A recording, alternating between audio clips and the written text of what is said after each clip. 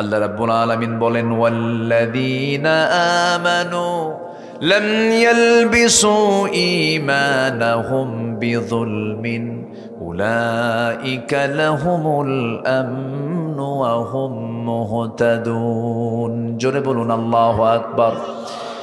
ঈমান যারা আনবে, ঈমান আনার পরে যারা তাদের জীবনটাকে জুলুম দিয়ে যারা আচ্ছাদন করবে না, ঈমানটাকে আক্রান্ত করবে না, এরাই হলো আমার হেদায়েত প্রাপ্ত বান্দা, এরাই হলো নিরাপদ।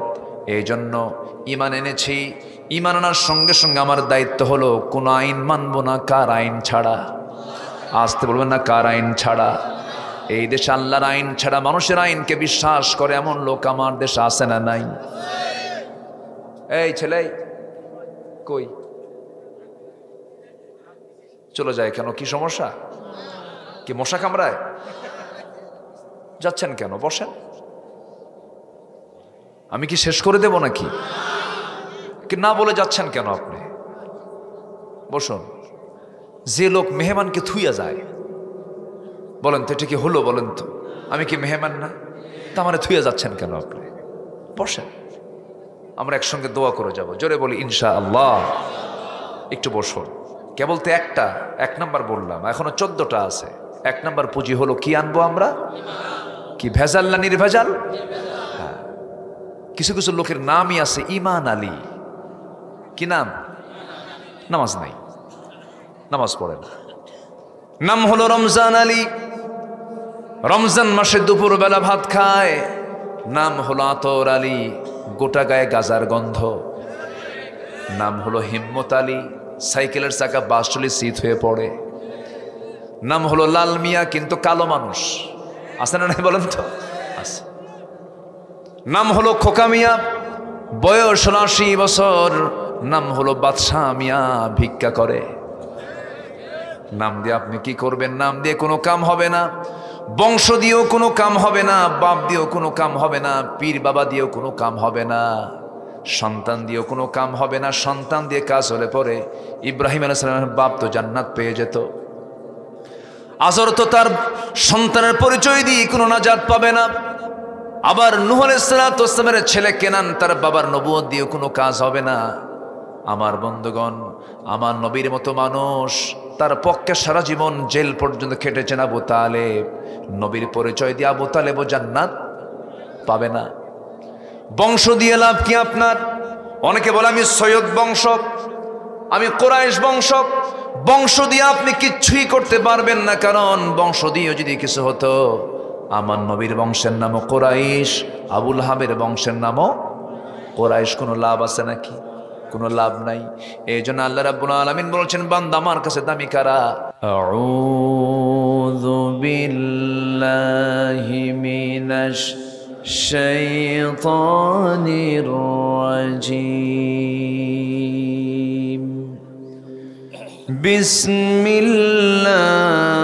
বিসমিল্লাহির রাহমানির রাহিম।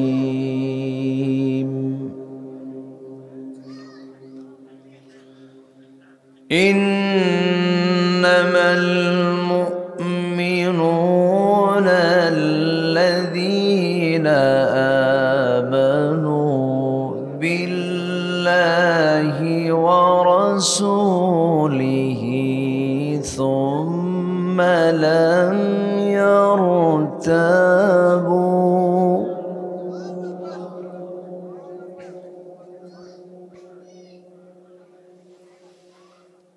ثم لم يرتابوا وجاهدوا بأموالهم وأنفسهم في سبيل الله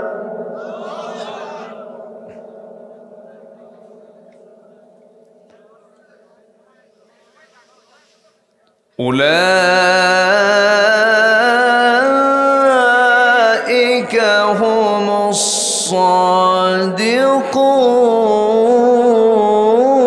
الصادقون.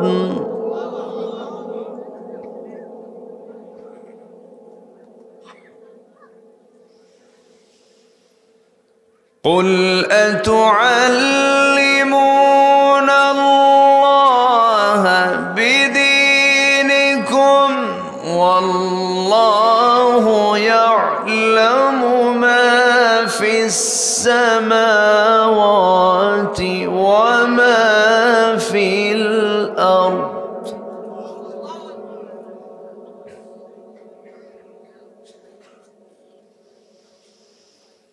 والله بكل شيء عليم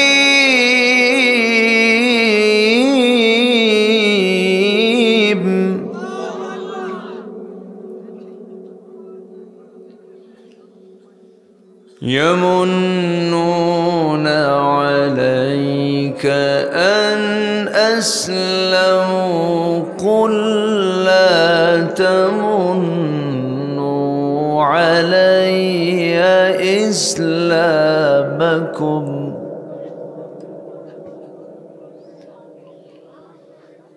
بل الله يمن عليكم أن هداكم للإيمان إن كنتم صادقين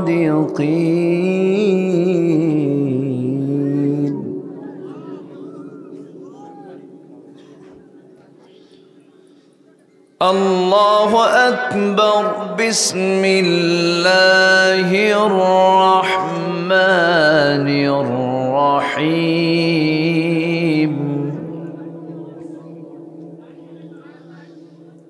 إن الله وملائكته يصلون على النبي يا أيها الذين آمنوا صلوا عليه وسلموا تسليما اللهم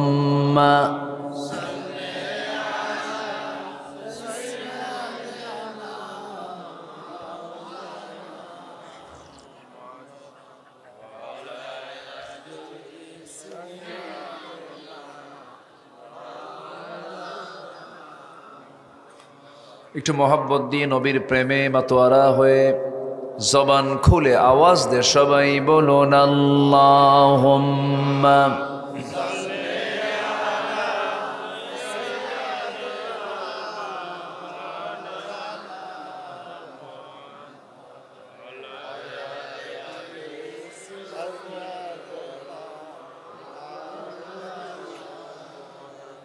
সবাই বলুন বালাগাল উলা বিকামালিহি কাশাফাত তুজা বিজামালিহি হাসনাত জামিউ খিসালিহি সাল্লু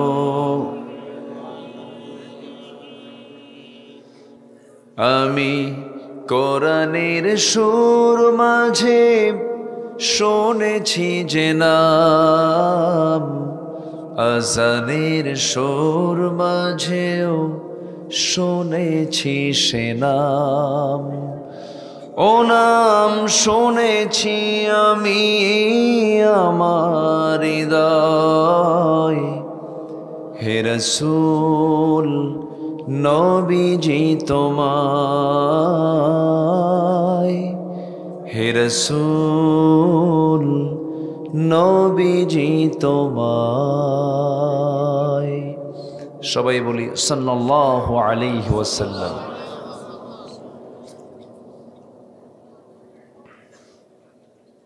নোয়াখালী জেলার সেনবাগ উপজেলার পশ্চিম বীজবাগ এলাকাবাসীর উদ্যোগে আয়োজিত তাফসীরুল কোরআন মাহফিল 2025 মহৎ আয়োজনের সম্মানিত সুযোগ্য সভাপতি,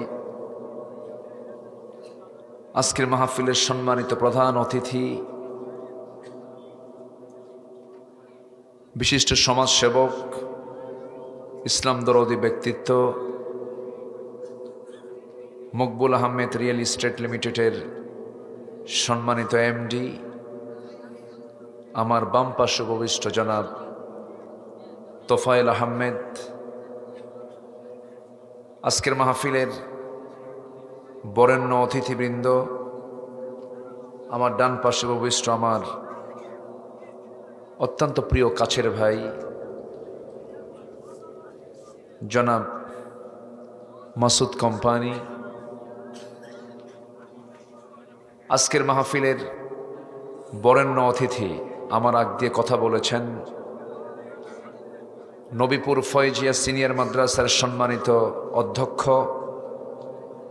নন্দিত আলেম দ্বীন, আমার অত্যন্ত কাছের আমার প্রিয় ভাই মাওলানা ইয়াসিন করিম হাফিজাহুল্লাহ,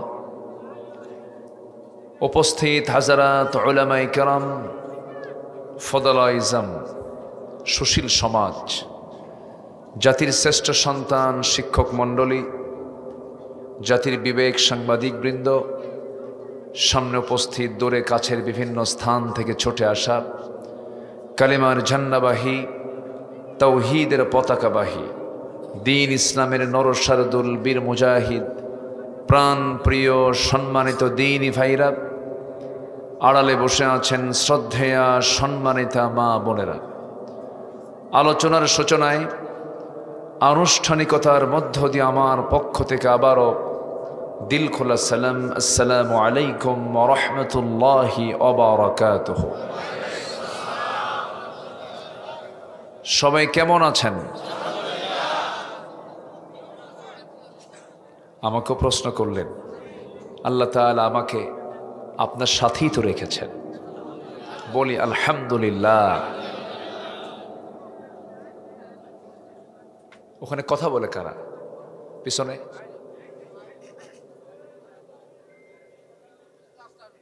পিছনে কথা বলে কারা? পিছনে না, এই তো, ওটাই তো।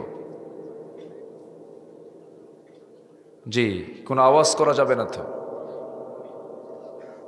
কোরআনের মাহফিলে কথা বলবে কয়জন বলেন তো? মসজিদে কথা বলবে কয়জন? বাজারে বাজারে জনে জনে, এটা কি বাজার? তো পিছনে যারা আছেন, কোরআনের সম্মান রক্ষার্থে কোনো আওয়াজ যেন মঞ্চ পর্যন্ত না আসে। যদি কথা বলতেই হয় আস্তে বলেন, কানে কানে বলেন, একটু খেয়াল করব আমরা। ফাসতামিউ লাহু ওয়া আনসিতু, কোরআন শোনারও কিন্তু আল্লাহ পাক একটা আদব দিয়েছেন। কি, কোরআন শুনতে আসলে দুটো জিনিস ফলো করতে হবে। ফাসতামিউ লাহু, মনোযোগ দিয়ে শোনো, ওয়া আনসিতু, চুপ থাকো। শোনো এবং চুপ থাকো, এটা কার হুকুম? তাহলে এটা যদি কেউ লঙ্ঘন করে, তাহলে লঙ্ঘন করলো কার বিধান? গুরুত্বপূর্ণ বিষয়। আসতে পেরেছি জান্নাতের টুকরায়, বসতে পেরেছি এমন একটি বরকতময় জায়গায়, শুকরিয়া আদায় করছি, বলছি আলহামদুলিল্লাহ।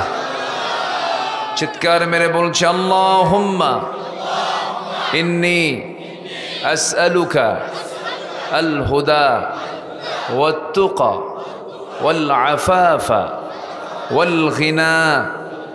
সবাই বলি আল্লাহুম্মা আইন্নি আলা যিকরিকা ওয়া শুকরিকা ওয়া হুসনি ইবাদাতিকা। আমরা আল্লাহ তাআলার শুকর আদায় করে নিলাম। আমার আগে যিনি কথা বলেছেন, অত্যন্ত চমকপ্রদ একটা আয়াতকে সামনে রেখে আমার নবীজির উপরে আনিত কিছু দায়িত্ব কি ছিল, 4টা কাজের উপরে তিনি কথা বলেছেন। এবং আজকের মাহফিলের যিনি অনারেবল চিফ গেস্ট, প্রধান অতিথি, অনেক মূল্যবান সময়, অনেক ব্যস্ত থাকেন, এসেছেন মূল্যবান সময়টাকে ছেড়ে দিয়ে, বহু কাজ ছেড়ে দিয়ে আপনাদের ডাকে সাড়া দিয়ে তিনি এসেছেন। 2 মিনিট কথা বলেছেন, কিন্তু 2 মিনিটে কিন্তু একটা ওয়াজ হয়ে গেছে।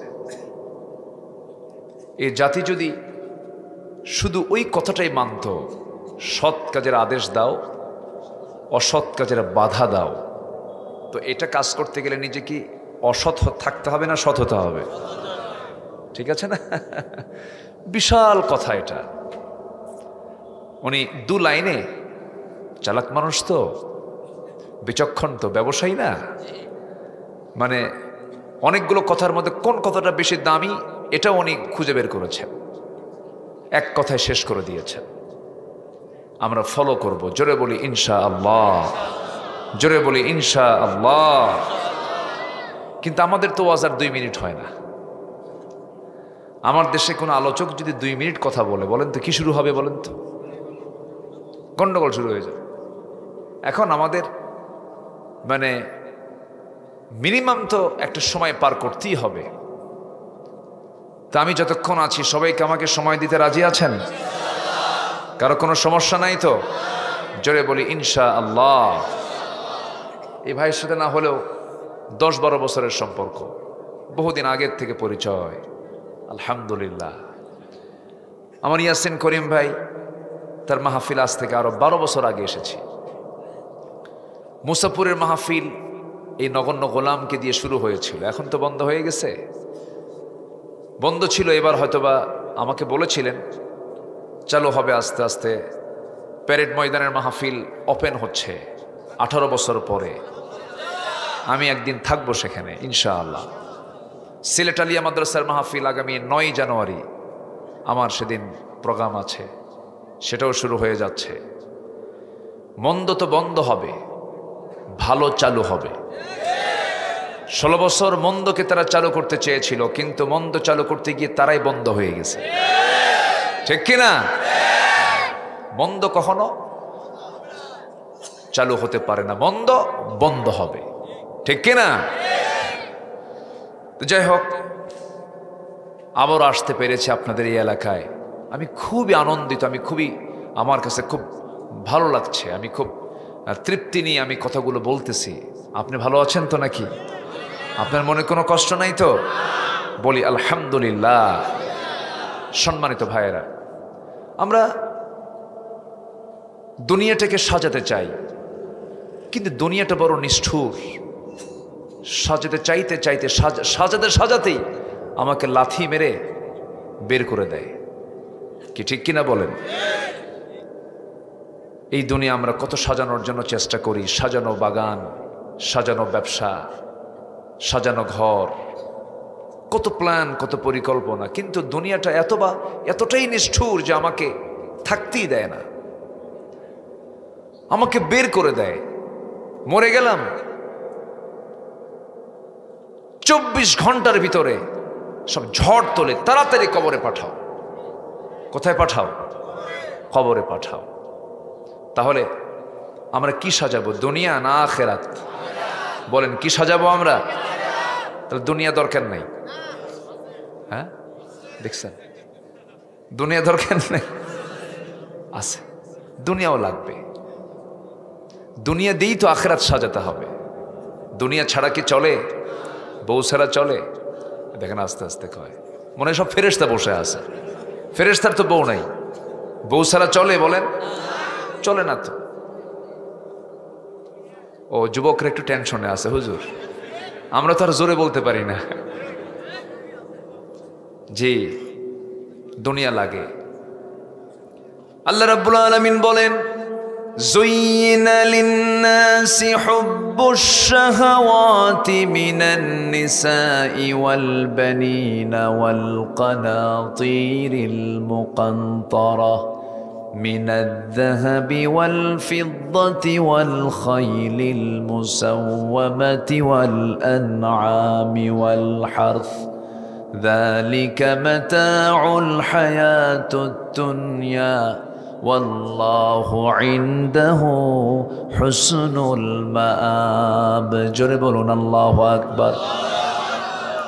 মানুষের জন্য আকর্ষণীয় করে দেওয়া হয়েছে, 1 নম্বরে নারীর কথা বলা হয়েছে, মিনান নিসা ওয়াল বানিন, সন্তান সন্ততি, সম্পদ, পঞ্জীবিত স্বর্ণ, রৌপ্য, চিহ্নিত অশ্ব, শস্যাদি, এগুলো সব বান্দার জন্য আকর্ষণ করে দিয়েছেন তিনি আমারকে। থাকবে আকর্ষণ, থাকবে না কেন? কিন্তু আকর্ষণটা থাকতে হবে অবৈধ না বৈধ? বৈধ। নিজের বউ না পরের বউ? হ্যাঁ, এটা যেন মনে থাকে। হ্যাঁ, নিজের বউ নাই? হবে তো, এত অস্থির হওয়া যাবে না তো। হবে বাবা, অবশ্যই হবে। যে তোমরা যখন দেশটাকে পাল্টায় ফেলেছ, সব হয়ে যাবে তো ইনশাআল্লাহ। জোরে বলি ইনশাআল্লাহ। আমি ভাবছিলাম যুবকরা মনে হয় এই ডিভাইস, তারপর অসৎ নেতৃত্ব, মাদক, ফ্রি ফায়ার, পাবজি, ক্যাসিনো, এগুলো পায়া মনে হয় যুবকরা শেষ হয়ে গেছে। না, জাতে মাতাল, তালে ঠিক, একদম জায়গা মতো গোল দিয়ে দিয়েছে, ঠিক কিনা? জায়গা মতো গোল দিয়েছে। শুধু এখন দরকার কি জানো? এই যে ওনার কথা, সৎ হও, সৎ কাজের আদেশ দাও, সৎ হয়ে অসৎ কাজের বিরুদ্ধে বাধার প্রাচীর হয়ে দাঁড়িয়ে যাও। আগামীর বাংলাদেশ হয়ে যাবে একটি, গোটা পৃথিবীর ভিতরে একটা আদর্শ দেশে রূপান্তরিত হবে ইনশাআল্লাহ। কিন্তু আগে নিজে কি হতে হবে? সৎ। যুবকরা থাকো, আমি তোমাদেরকে নিয়ে আজকে কিছু কথা বলবো। মাহফিলে তো এখন যুবকরাই বেশি আসে, আলহামদুলিল্লাহ, আলহামদুলিল্লাহ। এটা ইতিবাচক দিক, তো এটা ভালো। সম্মানিত বন্ধুগণ, তাহলে আমরা প্রস্তুতি নেব, আমরা দুনিয়ার না আখিরাতের? বলেন, দুনিয়ার না আখিরাতের? আখিরাতের প্রস্তুতি আমরা নেব। আখিরাতের প্রস্তুতির জন্য দরকার কোন কিতাব? বলেন, কোন কিতাব দরকার? এই কিতাবটা দরকার। দুনিয়াও সাজাতে হবে, দুনিয়াও চাইতে হবে, কিন্তু বৈধ পথে না অবৈধ পথে। আল্লাহ একটা দোয়া শিখিয়ে দিয়েছেন, যারা পারেন ঠোঁট মিলিয়ে বলুন। খুব কমন দোয়া, ঘরের দোয়া, মুখের দোয়া, সব সময়ের দোয়া। আল্লাহ রাব্বুল আলামিন বলেন, রব্বানা আতিনা ফিদ দুনিয়া ওয়া ফিল আখিরাতি হাসানাতাও ওয়া কিনা আযাবান নার ওয়াজআলনাল জান্নাতা মাআল আবরার। জোরে বলুন আল্লাহু আকবার। দুনিয়া চাইতে হবে না? দুনিয়াও চাইতে হবে। আল্লাহ, দুনিয়ার কল্যাণ তুমি আমাকে দাও, আমাকে সৎ ব্যবসা বের করে দাও, সৎ পেশা বের করে দাও, সৎ চিন্তার দ্বারা যেন চলতে পারি এমন চিন্তার পথ আমাকে খুলে দাও। আল্লাহ, আমি যেন তোমার অনুগত বান্দা হতে পারি এমন সুন্দর করে চলার তৌফিক দিয়ে দাও। চাইতে হবে কার কাছে? আল্লাহর কাছে। সম্মানিত ভাইয়েরা, আখিরাতের পুঁজির জন্য সবচেয়ে বড় যে জিনিসটা, সেটা হলো 1 নম্বর পুঁজি। 15টা বিষয় নিয়ে, 15টা বিষয় যদি আমার মধ্যে চলে আসে, তাহলে ভাববো যে আমাদের প্রস্তুতি মোটামুটি হয়েছে। এর মধ্যে 1 নম্বর পুঁজি হলো ঈমান। 1 নম্বর পুঁজি কি? ঈমান। ঈমান আছে না আমাদের? নামাজ না পড়ি, ঈমান তো আছে। এরকম কিন্তু বহু আছে আমার দেশে। মাত্র 5% মুসলমান এই দেশে নামাজ পড়ে, মাত্র 5%। আর বাকি 95% নামাজের খবরই নাই, খালি বিড়ি খায়। কি খায়? বিড়ি খায়। এই জাতির বিড়ি খাওয়া দেখে মনে হয় কি জানেন? জাতীয় খাবারই বিড়ি। এত বিড়ি খায়। আমি কি ভুল বলছি? শীতে তা কমে না বাড়ে? শীতের ভিতরে তা কমে না বাড়ে? বাড়ে। ও খেলে নাকি শীত একটু কম লাগে না। কোনো নেশা করা যাবে না, কোনো ধূম দরকার নাই, ধূমপান দরকার নাই, টানাটানিও দরকার নাই, ঢালাঢালিও দরকার নাই। আল্লাহ সকল নেশা থেকে জাতিকে হেফাজত করুন। জোরে বলি আমিন। আবার মাহফিল এসে বলে, হুজুর বিড়ি খাওয়া কি জায়েজ আছে? উনি জায়েজের চেষ্টায় আছেন। খায় তো খাই, আবার জায়েজের চেষ্টায় থাকে। আপনি নিজেই বলতে পারবেন যে বিড়ি খাওয়াটা আপনার জন্য জায়েজ না না জায়েজ। আপনি নিজের বিবেক বলবে আপনার। ওয়ালা তুলকু বিআইদিকুম ইলা তাহলুকা, নিজকে তুমি ধ্বংসের দিকে ঠেলে দিও না। কার কথা? বিড়ি খেলে কি রহমতের দিকে যায় না ধ্বংসের দিকে যায়? লাঞ্চ নষ্ট হয়ে যায়। জিকির করবেন কেমনে, শ্বাস নিবেন কেমনে, ও তো অকেজো হয়ে যায়। আমরা কোনো নেশার দিকে যাব না। পান খান, পানের রস আপনি খেতে পারেন, পানে স্টমাক হজমে ভালো থাকে, কিন্তু পানের সাথে আবার হাকিমপুরি রহমতুল্লাহ আলাইহি কেন? হ্যাঁ, এখানে কথা আছে। আমি মনে হয় কষ্ট দিচ্ছি আপনাদের, না? ইমানদার তো এগুলো হবে না। ইমানদার তার উন্নত জীবন হবে। কি জীবন হবে বলেন তো? বিড়ি খাওয়া কোন উন্নত জীবন বলেন তো? ধ্বংসের জীবন এটা। এত বিড়ি খায়, বাথরুমেও খায়, রাত 3টার দিকে ঘুম ধরে না তাও খায়। জন্মই হয়েছে বিড়ি খাওয়ার জন্য। আমার বুকটা ফেটে যায় জানেন এইগুলো দৃশ্য দেখলে। আহারে, মানুষের দামটা কত! জোরে কোন সুবহানাল্লাহ। কত দাম মানুষের। আমার বন্ধুগণ, এখানে যারা বসে আছি সবাই হয়তো বলে ফেলছে আমি ইমানদার, কিন্তু সাহাবে কেরামদের জীবনের দিকে তাকায় দেখেন, দুনিয়াতেই তারা জান্নাতের সংবাদ পেয়েছেন। সাইয়েদনা ওমর, নাম শোনেন নাই? কয় নাম্বার খলিফা বলেন, কয় নাম্বার? অনেকদিন আগে এক মাহফিলে বললাম, ওমর ফারুককে চিনেন কে? সামনে থেকে এক ছেলে দাঁড়ায় বলে, হুজুর আমি চিনি। কে? আমাদের বাড়ির দোতলায় ভাড়া থাকে।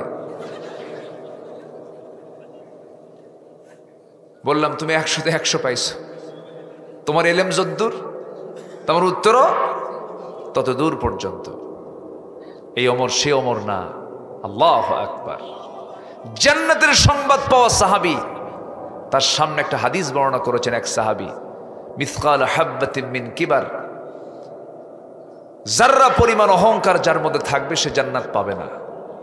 এই হাদিস শোনা মাত্রই তিনি জমিনে লুটিয়ে পড়লেন, গোটা শরীর তিনি ধুলা দিয়ে মাখায় ফেললেন। ওমর, তোমার অহংকার হয়ে গেছে, তুমি খলিফা, তোমাকে সম্রাট বলে। এই বলেই তিনি কাঁদতেছেন। আল্লাহু আকবার। কাঁদতে কাঁদতে অস্থির হয়ে এক পর্যায়ে দুহাত আকাশমুখী তুলে আল্লাহর দরবারে দোয়া করছেন, আয় রাব্বুল আলামিন, আমার তো মনে হয় গোটা দুনিয়ার সকল মানুষকে তুমি যদি জান্নাত দিয়ে দাও, আর একটা বান্দার জন্য যদি জাহান্নাম বরাদ্দ করো, আমার মনে হয় সেই জাহান্নাম বরাদ্দ করা লোকটা আমি ওমর ছাড়া আর কেউ হবে না। চিন্তা করা যায়? আর আমরা নামাজ না পড়ে আমার কি ঈমান নাই? আমার বন্ধুগণ, ঈমান ভালো করে আনতে হবে, সন্দেহ মুক্ত ঈমান আনতে হবে। সন্দেহ মুক্ত ঈমান আনার জন্য শর্ত হলো কোন কিতাবের সঙ্গে সম্পর্ক রাখা। যার সঙ্গে কোরআনের সম্পর্ক বেশি তার সঙ্গে আল্লাহর সম্পর্ক বেশি। যার সঙ্গে কোরআনের সম্পর্ক নাই তার সঙ্গে আল্লাহর তেমন কোনো সম্পর্ক নাই। কোরআনকে গাইডলাইন বানাতে হবে, কোরআনকে পকেট ডায়েরি বানাতে হবে। কোন সমস্যায় পড়ে গেছি, কোরআন খুলে ফেলবো, কোরআন তুমি কি বলেছ ফলো করতে হবে। এই কিতাব তেমন একটা কিতাব যা পৃথিবীর সব তথ্য এই কিতাবে পাওয়া যায়। জোরে বলি সুবহানাল্লাহ। আজকে নোয়াখালীর আকাশে কি সূর্য ছিল? সূর্য কই গেছে? হারিয়ে গেছে। সূর্য ছিল তো, কিন্তু ঢেকে ফেলেছে কি বলেন তো? মেঘ, কুয়াশা ঢেকে ফেলেছে। কিছু কিছু জায়গায় হালকা বৃষ্টিও হয়েছে। তো এই যে বৃষ্টি, মেঘ, আকাশে মেঘ হয়, বৃষ্টি আসে, শতাব্দীর পর শতাব্দী মানুষ স্টাডি করেছে, রহস্য বের করতে পারে নাই। 19-20 শতকে এসে সে রহস্য চমৎকারভাবে উদ্ঘাটন করতে পেরেছে বিজ্ঞান। আজকের এই বিজ্ঞান তারা গবেষণা করে বের করেছে বৃষ্টির জন্য প্রথমে বায়ুর প্রবাহ। প্রথমে কি আসে বলেন তো? বায়ুর প্রবাহ। এরপর মেঘের স্তূপীকরণ। সেই ঘনীভবন থেকেই বৃষ্টির মূল রহস্য উন্মোচিত হয়। আশ্চর্যের কথা, এটা বিজ্ঞান হালে বলল, আর কোরআন এই কথা বলে দিয়েছে 1500 বছর আগে। জোরে বলে সুবহানাল্লাহ। বৃষ্টির জন্য প্রথমে হলো বায়ুর প্রবাহ। এই তথ্য বিজ্ঞান হালে প্রমাণ করেছে, আর কোরআন বলছে 1500 বছর আগে।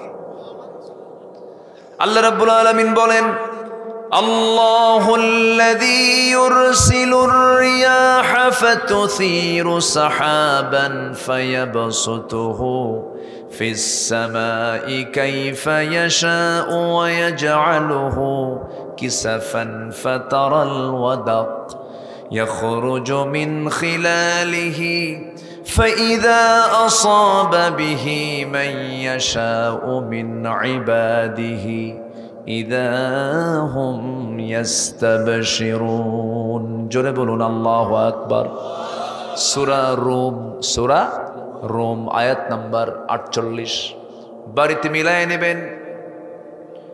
আল্লাহ রাব্বুল আলামিন বলেন তিনিই তো সেই আল্লাহ যিনি বায়ু প্রেরণ করেন, এরপর মেঘমালাকে তা সঞ্চারিত করে, এরপর তিনি মেঘমালাকে যেভাবে ইচ্ছা সেইভাবে আকাশে ছড়িয়ে দেন। চিন্তা করুন, এই তথ্য বিজ্ঞান কি প্রমাণ করেছে না কোরআন থেকে ধার নিয়েছে? ধারই তো নিয়েছে।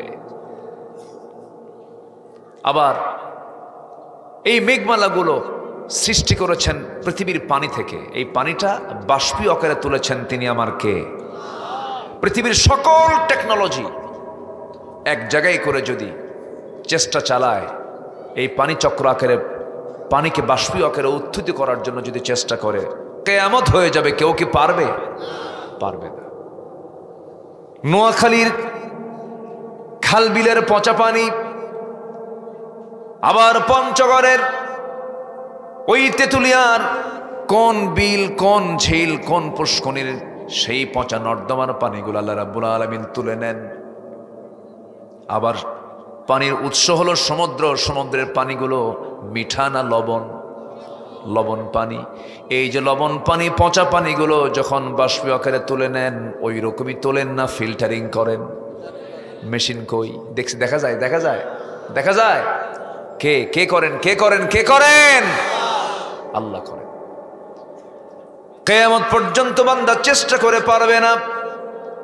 সেই পানিগুলো আল্লাহ রাব্বুল আলামিন আকাশে উঠায় নেন, বৃষ্টি নাজিলের জন্য সেই পরিমাণ পানি তুলে নেন, যে পরিমাণ পানিগুলা, যে পরিমাণ পানি বৃষ্টি আকারে নাজিল করেন। কমও তোলেন না, বেশিও তোলেন না। বেশি তুললে পরে বন্যা, বেশি তুললে কি হবে? সব তো শেষ হয়ে যাবে। আল্লাহু আকবার বলবেন না? আল্লাহ রাব্বুল আলামিন সূরা যুখরুফের ভিতরে বলছেন, সূরা যুখরুফের 11, আল্লাহ রাব্বুল আলামিন বলেন ওয়াল্লাযী নাযালা মিনাস সামাই মাআন বিকদরিন ফাআনশারনা বিহি বালদাতাম মাইতান কাযালিকা তুখরাজুন। জোরে বলুন আল্লাহু আকবার। তিনি আসমান থেকে, তিনি সেই রব যিনি আসমান থেকে সুপরিমিত পানি বর্ষণ করেন, বেশি করেন না, যা তোলেন তাই বর্ষণ করেন। জোরে বলেন সুবহানাল্লাহ। আমার বন্ধুগণ, বিজ্ঞান প্রমাণ করতেছে প্রতি সেকেন্ডে এই ভূপৃষ্ঠ থেকে প্রায় 16 মিলিয়ন টন পানি বাষ্প হয়। 16 মিলিয়ন টন। কেউ তো সুবহানাল্লাহ বললেন না? প্রতি সেকেন্ডে 16 মিলিয়ন টন পানি বাষ্পীয় আকারে আকাশে আল্লাহ পাক উঠায় নেন বান্দার সুবিধার জন্য। বান্দার এই আবাদ যেন ভালো হয়, মরা জমিন যেন সজীব হয়ে ওঠে, এই জন্য আল্লাহ পাক প্রতি সেকেন্ডে কত? 16 মিলিয়ন টন পানি আল্লাহ পাক আকাশে উঠায় নেন, যা প্রতি বছরে এর পরিমাণ দাঁড়ায় হলো 513 ট্রিলিয়ন টনে। 513 ট্রিলিয়ন টন এই পরিমাণ পানি আল্লাহ তাআলা ভূপৃষ্ঠ থেকে উপরে উঠায়া গোটা জমিনটাকে আল্লাহ পাক সবুজ শ্যামলে রূপান্তর করেন বৃষ্টি নাজিরের মধ্য দিয়ে। জোরে কোন সুবহানাল্লাহ। আমার দেশের আরেকটা নাম হলো সবুজ। আমার দেশের আরেকটা নাম কি? সবুজ। আরব কি সবুজ? আরব সবুজ। আহারে, কাতার গিয়েছিলাম 2 বছর আগে। তো কাতারে গিয়ে একটা এলাকা দেখলাম, এরা গ্রিন জোন করেছে, সবুজায়ন করেছে। তো বললাম, এই মরু অঞ্চলে আবার সবুজ হলো কেমনে? একজনকে প্রশ্ন করলাম, ভাই এত গাছ হলো কেমনে? হুজুর নিচের দিকে ছায়া দেখেন, স্যালাইন লাগানো। কি লাগানো? স্যালাইন, বুঝলেন তো? হ্যাঁ, পানির লাইন লাগায় রাখছে, উপায় নাই, তাছাড়া বাঁচবেই না। আবার ওই গাছগুলোকে বাঁচানোর জন্য আবার হেলিকপ্টার দিয়ে প্রত্যেক দিন উপর থেকে ঝর্ণার মতো করে পানি ঢালায়, পানি ওই গাছের উপরে ছেড়ে দেয় যেন গাছটা যেন না মরে। আর আমার দেশের গাছগাছালিগুলো সারা বছর কোনো কিছুই করা লাগে না, এমনি মানুষ পায়খানা করে সেখান থেকেও গাছ হয়। কেউ তো আলহামদুলিল্লাহ কইলেন, যেরকম আলহামদুলিল্লাহ। এই হয় না গাছ হয় না, গ্রামের মানুষ তো জানার কথা, হয়ে যায়, পেয়ারা গাছ হয়। হ্যাঁ, সবগুলোর হজম হয়, কিন্তু ওটার বিচে হজম হয় না, ওখান থেকে গাছ হয়ে যায়। এত বরকত এই মাটির, আল্লাহু আকবার বলবেন না? জি, নোয়াখালীতে ওয়াজ করে খুব মজা পাই আমি। যদি অযোগ্য কোনো লোক যদি নোয়াখালী আসে, ধরা খাবে। নোয়াখালী কঠিন জিনিস, আলহামদুলিল্লাহ, তাই না? এখানে যোগ্যতার বিকল্প নেই। গোটা দেশের আলেমদের নেতৃত্ব দেয় এই নোয়াখালী। কেউ তো আলহামদুলিল্লাহ কইলেন না? গোটা দেশ চালায় নোয়াখালীর আলেমরা। বিশাল ব্যাপার কিন্তু এটা। এর মধ্যে আবার দুই একটা আবু জেহেলও আছে। আসতে বলবেন না, আছে না? নাই আছে। 16 বছর ওয়াজ করছে, 16 বছর। ওয়াজের কোনো সাবজেক্ট নাই, যা মনে আসে তাই কয়, খালি কয় খেলা হবে, ঠিক আছে না? শেষ, ইনিংস শেষ, কোনো কার্ড আর নাই, সব কার্ড শেষ। বহু কিছু করেছে ওরা, আলেমদের রক্ত নিয়ে তারা খেলেছে, ঠিক কিনা? আলেমদের রক্ত বড় বিষাক্ত।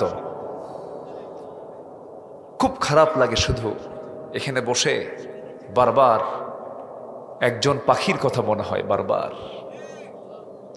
আল্লামা সাঈদী যদি আজকে বেঁচে থাকতেন, এই দৃশ্য যদি তিনি দেখতে পারতেন, কেমন করে মারল ওরা। মানুষ এত পাষাণ হয়, মানুষকে এত হৃদয়হীন হয়। এই দেশের নাগরিক তৈরির এক মহান কারিগর ছিলেন তিনি। জাতি গঠনে তার যে ভূমিকা, এই জাতির চরিত্র তৈরিতে তার যে ভূমিকা, কিয়ামত পর্যন্ত তিনি অমর হয়ে থাকবেন। ইতিহাস থাকবে, তার নাম থেকে যাবে। সম্মানিত বন্ধুগণ, এই মহান ব্যক্তিকে চিকিৎসার নাম করে হসপিটালে নিয়ে দিল্লির প্রেসক্রিপশনে সুপরিকল্পিতভাবে তাকে হত্যা করা হয়েছে। এই হত্যার সঙ্গে যারা জড়িত, তাফসীর মাহফিলের এই প্ল্যাটফর্ম থেকে সুস্পষ্টভাবে জানান দিতে চাই, অবিলম্বে তাদেরকে গ্রেফতার করে চূড়ান্ত শাস্তি নিশ্চিত করা হোক।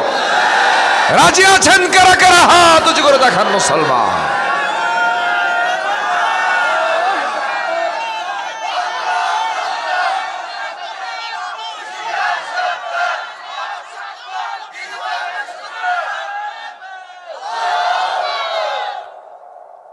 উনি কিন্তু পালান নাই।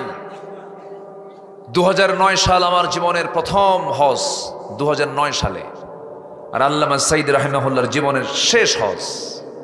উনি আর এরপরে হজে যেতে পারেন নাই। যাবেন কেমনে? ওনাকে তো গ্রেফতার করে রেখেছিল। রয়্যাল গেস্ট হয়ে 2009 তার শেষ হজ ছিল, রয়্যাল গেস্ট হয়ে গিয়েছিলেন। আমি গিয়েছিলাম। তো হুজুরকে প্রশ্ন করা হলো, প্রস্তাব দেওয়া হলো, হুজুর দেশের অবস্থা খুব খারাপ, দেশে যাবেন না, এখন মামলা হচ্ছে, ট্রাইব্যুনাল গঠন হচ্ছে, আপনি এখানেই নাগরিকত্ব পেয়ে যাবেন, আপনি এখানেই থাকেন, আপনার জন্য এখানেই নিরাপদ। উনি মুস্কে হাসি মেরে বললেন, সাঈদী পালায় থাকে না, সাঈদী জনগণের, সাঈদী সবার।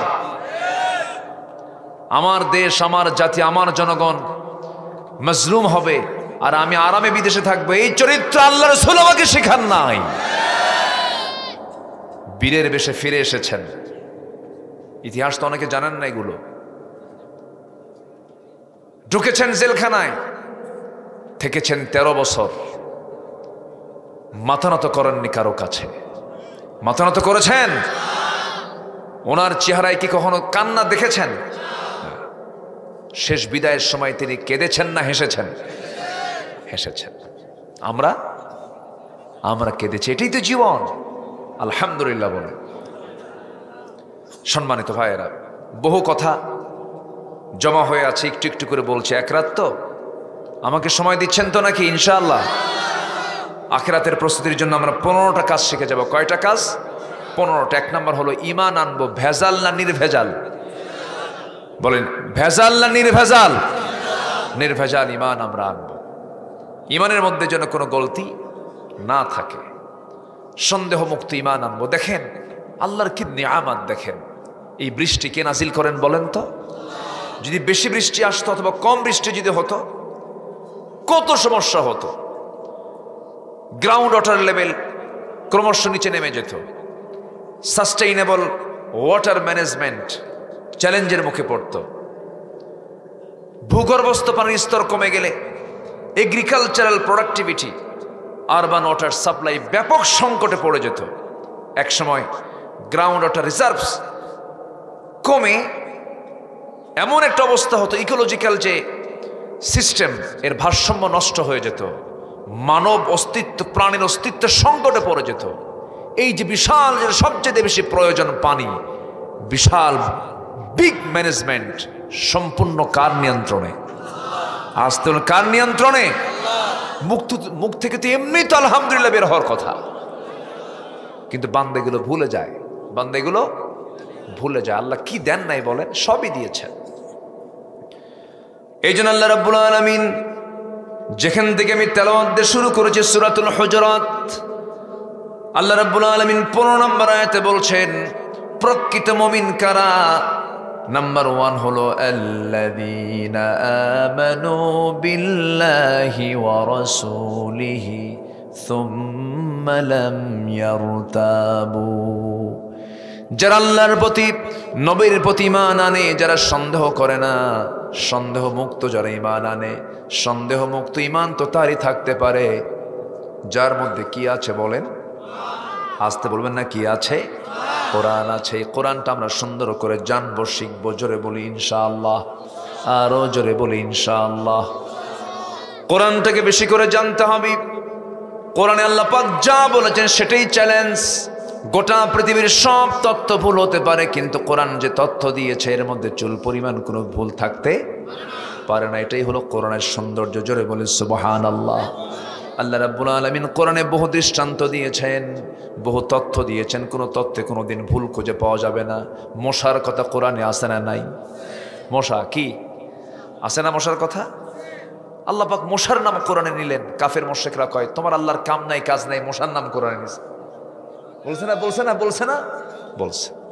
আল্লাহ রাব্বুল আলামিন বলেন ইন্নাল্লাহা লা ইস্তাহি আন ইয়াদরিবা মাসালাম মা বাউদাতান ফামা ফাওকাহা ফাআম্মাল্লাযীনা আমানু ফায়া'লামুনা আন্নাহুল হাক্কু মির রাব্বিহিম وأما الذين كفروا فيقولون ماذا أراد الله بهذا مثلا يضل به كثيرا ويهدي به كثيرا وما يضل به إلا الفاسقين جربون الله أكبر سورة البقرة আয়াত নাম্বার 26। আয়াত নাম্বার 26।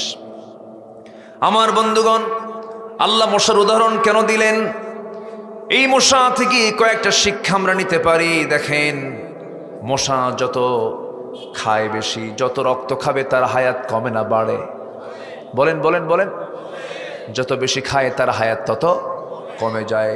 দুনিয়ার জালিম নেতাদের মতো যত খায় তাদের হায়াত তত কমে নাই? ফুট্টু সপ্ত সরে চলে গেছে। দেখেন উদাহরণটা আল্লাহর, দেখেন কত আগের দেওয়া। মশার সাথে মিল আছে না নাই? আচ্ছা, খাইছিল, খাইয়া আর বের হতে পারতেছে না। একটা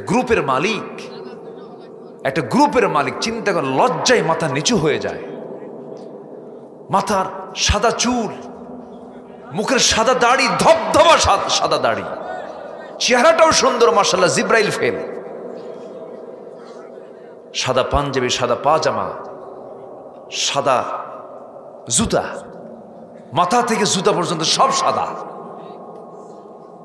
এখন হেলিকপ্টার নিয়ে বসেছিলেন যে নেত্রী, ভাবছিলেন যে এই দরবেশকে সাথে নেওয়া দরকার, কিন্তু মিস হয়ে গেছে, পারে নাই। চলল, পালানোর জন্য নৌকায় গেল, কিন্তু নৌকা আর ভিড়ল না। কোস্টগার্ড ধরে ফেলে আইনমন্ত্রীকে বলে, স্যার আপনাকে চিনছি, চলেন থানায় চলেন। আইনমন্ত্রীকে, আমি কি একা আসছি? আমি তো জামাতের সাথে আসছি। কিসের সাথে? হ্যাঁ, আমি তো একসাথে আসছি, আমি তো একা আসি নাই, জামাতের সাথে আসছি। কই কে লোকটাকে, কই যে বসে আছে দেখো, কি চেনা যায় না তো, মাথার চুলগুলো কালো, দাড়িও নাই, লুঙ্গি পড়া, গেঞ্জি গায়ে দেওয়া, লোকটা কে? ভালো করে দেখো, ওটাই দরবেশ। কি ঠিক কিনা? আল্লাহ উলঙ্গ করেছেন, ওরা উলঙ্গ করতে চেয়েছিল আলেমদেরকে, ওরা উলঙ্গ হয়ে গেছে। কেমনে উলঙ্গ করে দিলেন? কিসের সম্পদ আপনার? সম্মানিত নাই, জাতির সামনে আল্লাহ পাক ন্যাংটা করে দিয়েছেন, ঠিক কিনা বলেন?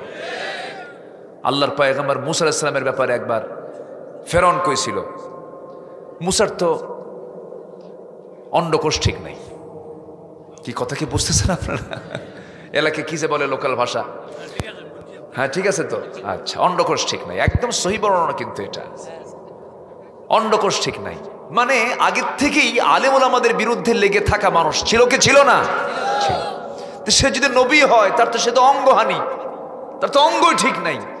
এই পৃথিবীতে আদম থেকে নিয়ে রাসূল পর্যন্ত যত পয়গম্বর এসেছেন, সমস্ত পয়গম্বররা ছিলেন হলো পৃথিবীর সবচেয়ে সুদর্শন এবং শক্তিশালী পুরুষ। বলেন, এমন নবীর বিরুদ্ধে রিপোর্ট দিয়েছে যে নবীর রাগ সবচেয়ে বেশি রাগ কোন নবীর বলেন তো? খুব রাগী নবী ছিলেন উনি। শুনি বলেন, আল্লাহ, ফেরাউন এটা কাম করলো, আমার তো সেই রোগ নাই, আল্লাহ তুমি একটা ব্যবস্থা করো। আল্লাহ বলেন, মুসা চিন্তা করো না, তুমি তো আমার মনোনীত নবী, তোমার বিরুদ্ধে কিছু বললে তো আমিও তো ছাড়বো না, আমি প্রমাণ দিয়ে দেব, সমস্যা নাই। উনি গোসলে নামলেন। ওই সময়ের সিস্টেম অনুযায়ী উনি ওনার কাপড়টা খুলে পাথরে রেখে উনি নামলেন গোসলখানা, মানে পানিতে নামলেন, গোসল করলেন। গোসল করা শেষ, লুঙ্গিটা হাতে নিবেন, পাথরে রেখে দিয়েছেন। পাথরকে এবার আল্লাহ অর্ডার দিচ্ছেন, পাথর লুঙ্গি নিয়ে দৌড় মার। লুঙ্গি নিয়ে কি কর? দৌড় মার। মারল দৌড়। এখন মুসা আলাইহিস সালামের গায়ে তো পরনেতে কিছু নাই, উনি এখন লুঙ্গি ধরতে এসে হাতে লাঠি তার। বলেন, এই পাথর থাম। পাথর কি মুসার কথা শুনবে না আল্লাহর কথা শুনবে? পাথর কার সৃষ্টি? আমি কার সৃষ্টি? আমার মাটিতে প্রাণ দিয়েছেন কে? ওই পাথরে প্রাণ দিতে পারেন কে? পাথর তো দৌড়ায়, পাথরও দৌড়ায়, মুসা আলাইহিস সালামও দৌড়ান, কিন্তু তিনি যে উলঙ্গ হয়ে আছেন এটা তার স্মৃতিতে নাই। আল্লাহ পাক তার স্মৃতি থেকে আউট করে দিয়েছেন। তিনি লুঙ্গি ধরার জন্য দৌড়ে যাচ্ছেন, পাথরকে তিনি শায়েস্তা করবেন বলে লাঠি হাতের মধ্যে নিয়ে দৌড়া যান। যত দূরে দৌড়ান, পাথর আরো জোরে দৌড়ায়, ধরতে পারে না। পাথর এমন জায়গায় গিয়ে থেমে গেছে যে জায়গায় ফেরাউন তার সমস্ত মন্ত্রী পরিষদ নিয়ে বৈঠকে বসে গেছে। সেই বৈঠকের সামনে গিয়ে ওই পাথর যখন থেমে গেছে, মুসাও সেখানে গিয়ে থামায় গেছেন। ফেরাউন নিচের দিকে তাকায় দেখে, না, মুসার সব কিছু ঠিক আছে। আল্লাহু আকবার বললেন। আল্লাহ এরকম করে সব প্রকাশ করে দেন, কি ঠিক কিনা? আল্লাহ প্রকাশ করে দেননি, এমনি দেননি তো। ইউদিল্লু বিহি কাসীরা ওয়া ইয়াহদি বিহি কাসীরা ওয়া মা ইউদিল্লু বিহি ইল্লাল ফাসিকিন। এরপর আল্লাহ পাক এখানে বাউদাতান শব্দ প্রয়োগ করেছেন। বাউদাতান মানে হলো স্ত্রী মশা। মশা কামড়ায় পুরুষ মশা না স্ত্রী মশা? বলেন। আজকের সায়েন্স বলতেছে যে পুরুষ মশা কিন্তু কামড়ায় না, কামড়ায় কোন মশা? স্ত্রী মশা। স্ত্রী মশা কামড়ায়, স্ত্রী মশাই হচ্ছে কামড় দেয়, পুরুষ মশা কখনো কামড় দেয় না। যে রক্তে প্রোটিন দরকার সে রক্তে মশা কামড়ায় বংশ বিস্তারের জন্য। মশাকে তুচ্ছ ভাবার কোনো উপায় নাই। নাম্বার 3, মশা বিশেষ একটা সৃষ্টি। বিজ্ঞানরা হতবাক হয়েছেন, বিজ্ঞানী, যে একটা মশা যখন সে উঠতে নাই, তার যে পাখা আছে 2টা, সেই পাখা প্রতি সেকেন্ডে 300 থেকে 600 বার প্রতি সেকেন্ডে ঝাপটা মারে, প্রতি সেকেন্ডে 300 থেকে 600 বার আল্লাহু আকবার বলেন।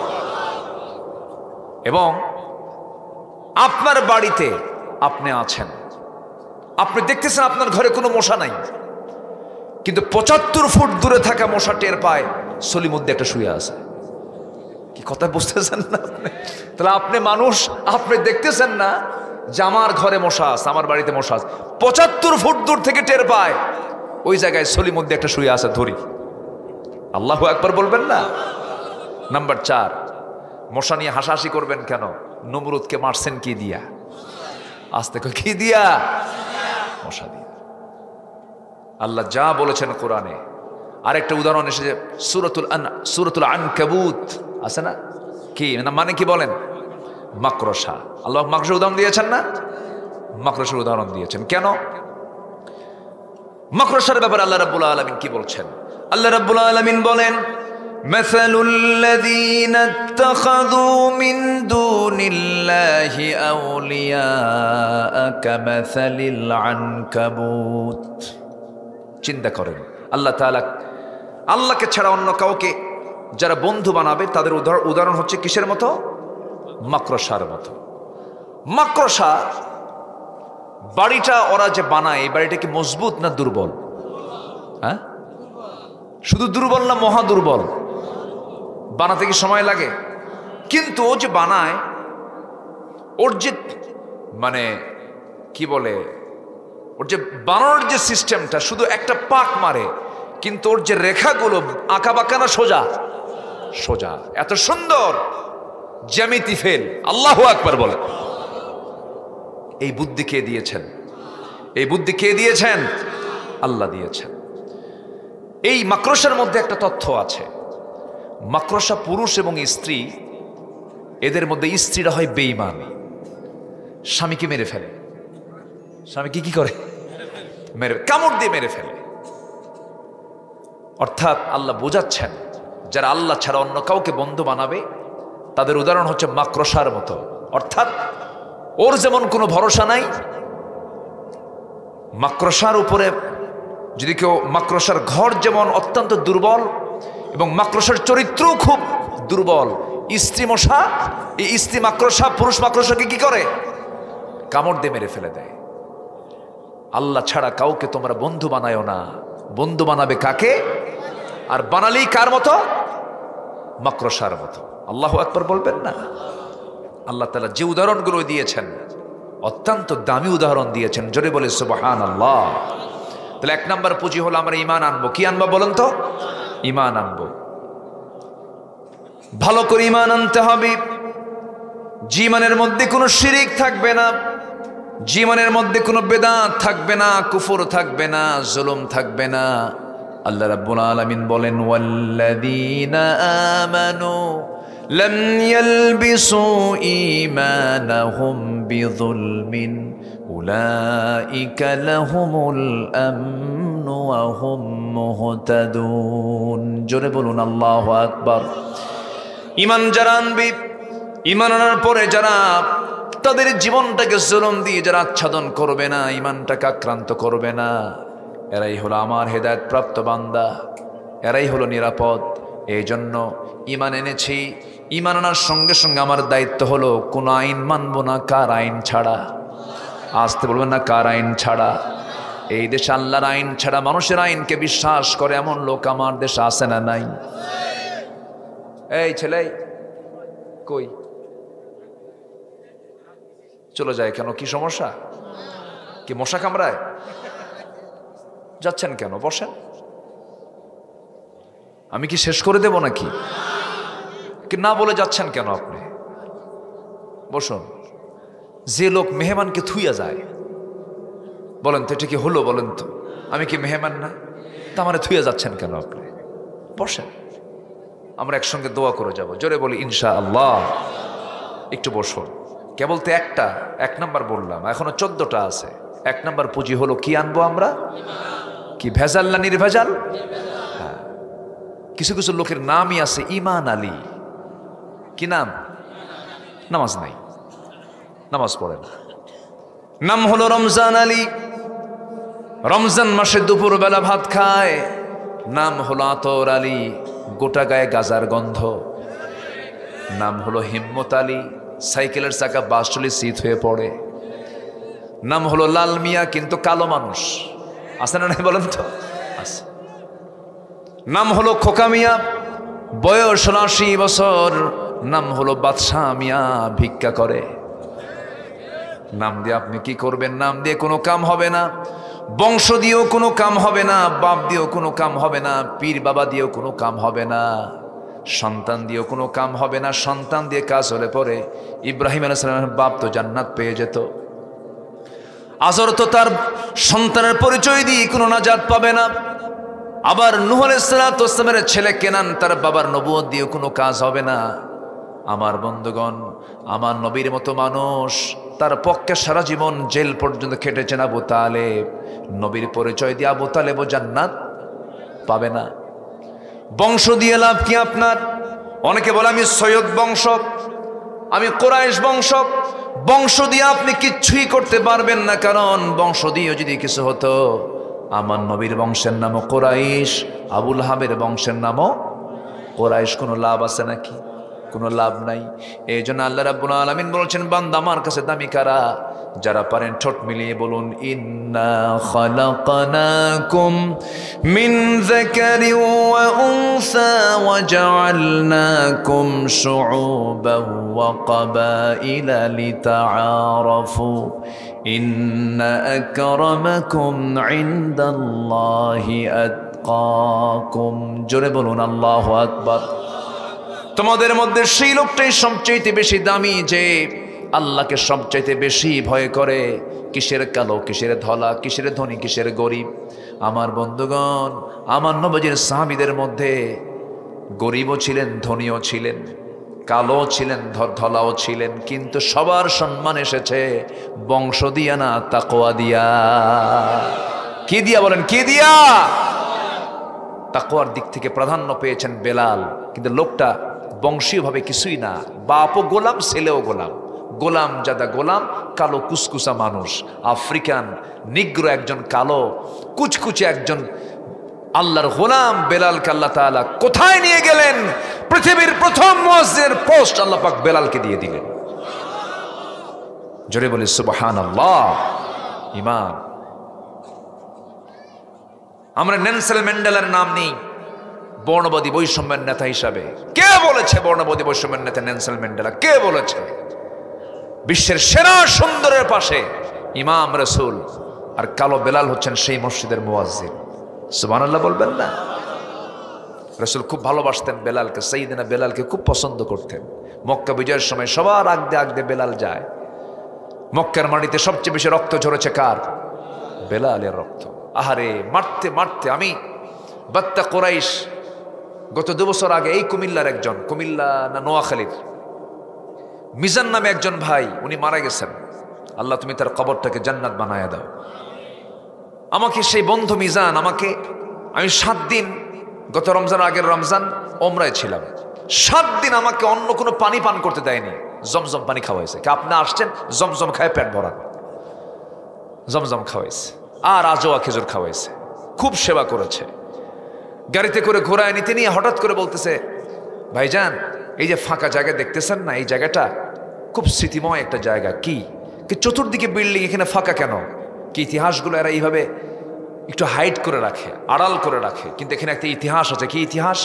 প্রত্যেক দিন উমাইয়া তার গোলাম বেলালকে নিয়ে গলার সাথে দড়ি বেঁধে পশুর মতো টেনে টেনে এই বাত্তা কুরাইশে নিয়ে আসতো। 2 হাত 2 পা বেঁধে চিৎ করে শোয়া রাখত, বুকের উপরে পাথর চেপে দিয়ে রাখত। 55-60 ডিগ্রি সেলসিয়াস পর্যন্ত তাপমাত্রা আরবের। এখন বালু আগুনের মতো গরম হয়ে যেত, পিঠ ঝাঁঝরা হয়ে যেত, পানি দিত না। উমাইয়া বলতো, বেলাল তোর ইমান কি এত মজবুত রে? ইমানটা ছাড়। বেলাল ইশারা দিয়ে বলতেন, সব ছাড়বো, ইমান ছাড়বো না। জোরে কোন সুবহানাল্লাহ। আর আমরা 10 টাকার বিনিময়ে ইমান বেচে খাই। আমানত খেয়ানত করি, ওয়াদা ভঙ্গ করি। সাইয়েদনা বেলাল যখন এই কথা বলে ফেললেন, উমাইয়া খেপে গিয়ে রেগে গিয়ে তার বুকের উপরে বসে মুখের ভিতরে বাম হাত ঢুকায় দিয়া তার ভিতর থেকে জিহ্বা টান মেরে বের করে ফেলেছে। বাবলা গাছের শক্ত কাঁটা জিহ্বার মধ্যে ঢুকায় দিয়েছে। বলেছে, বেলাল রে, জিহ্বা অচল করে দিলাম, তুই আল্লাহর জিকির করবি কেমনে? শাহাদাত আঙ্গুলিটা উঁচু করে বলছেন ইশারা দিয়ে, ও আমার মনিব মাইয়া রে, আমার জিহ্বা অচল করে দিলে কি হবে? আমি আমার আল্লাহর নামটা আমার দিলের মধ্যে আমি অঙ্কন করে নিয়েছি। নবীর কানে রিপোর্ট চলে গেল। নবীজি আস্তে করে সাইয়েদনা আবু বকরকে ডাক দিয়ে বলছে, আবু বকর শোনো, আমার কালো বেলাল বড় কষ্ট পাচ্ছে, আরো কালো হয়ে যাচ্ছে জখমে জখমে। ও আবু বকর, আল্লাহ তোমাকে প্রচুর সম্পদ দান করেছেন, যাও উমাইয়া যা চাই তাই দিয়ে আমার বেলালকে মুক্ত করো, আল্লাহ পাক তোমাকে এর বিনিময়ে জান্নাত দিয়ে দিবে। চলে গেছেন, স্বর্ণ মুদ্রা মুখের উপরে নিক্ষেপ করে দিয়া যা চেয়েছে তার ডাবল দিয়া বেলালকে মুক্ত করে নবীর সামনে হাজির করায় দেওয়া হলো। রাসূল বলছেন, বেলাল রে, মাথা থেকে পা পর্যন্ত কালো কালো জখম হয়ে গেছে, রক্তে লাল হয়ে গেছে। নবীজি তাকে জড়িয়ে ধরে বলছেন, বেলাল, তোমার রক্ত জমিনে পড়েছে, দেখতে পাবে এই জমিনেই আল্লাহর দ্বীন কায়েম হয়ে গেছে। জোরে বলি সুবহানাল্লাহ, আরো জোরে বলি সুবহানাল্লাহ। আমার বন্ধুগণ, ঈমানটা মজবুত করতে হবে। কারোর সামনে আপোষ করা যাবে না, কারো কাছে মাথা নত করা যাবে না। ঈমান তো বড় দৌলত। ঈমান মজবুত আছে যার, তার জন্যই তো জান্নাত আছে। জান্নাত পেতে হলে ঈমানটা মজবুত রাখতে হবে। সুম্মা লাম ইয়ারতাবু, এরপর আল্লাহ রাব্বুল আলামিন বলছেন, ওয়াজাহাদু বিআমওয়ালিহিম ওয়া আনফুসিহিম ফি সাবিলিল্লাহ, এবং যারা জিহাদ করবে মাল দিয়ে, জান দিয়ে, কার পথে? জিহাদ দরকার আছে। আস্তে জিহাদ কি এখনো আছে না নাই? অনেক মুফতি কয় এখন নাকি জিহাদ নাই, ওরা জিহাদ খুঁজে পায় না। মদের দোকান দিয়ে বসে আছে পাবলিক, জেনার লাইসেন্স নিয়ে বসে আছে, সুদের কারবার চলছে। সাইয়েদনা আবু বকর বললেন, যাকাত না দিলে তার বিরুদ্ধে জিহাদ ঘোষণা। যাকাত না দেওয়া লোক তো আমার দেশে নাই। আসতে বলবেন না, আছে না নাই? এই জাতীয় বক্তব্য যে সমস্ত মুফতির মুখ থেকে বের হয়, এরা মুনাফিক, এরা মুনাফিক, ঠিক কিনা? 16 বছর, এই 16 বছরে আমার দেশে বহু হাজার হাজার আলেম ওলামা, যাদের মামলা তো দূরের কথা, তাদের গায়ে একটা আঁচড় পর্যন্ত লাগে নাই। আছে না? আছে না নাই? সবসময় ওরা তেলতেলাই থাকে। কি থাকে? তেলতেলাই থাকে, কিচ্ছু হয় না, কিচ্ছু হয় না ওদের।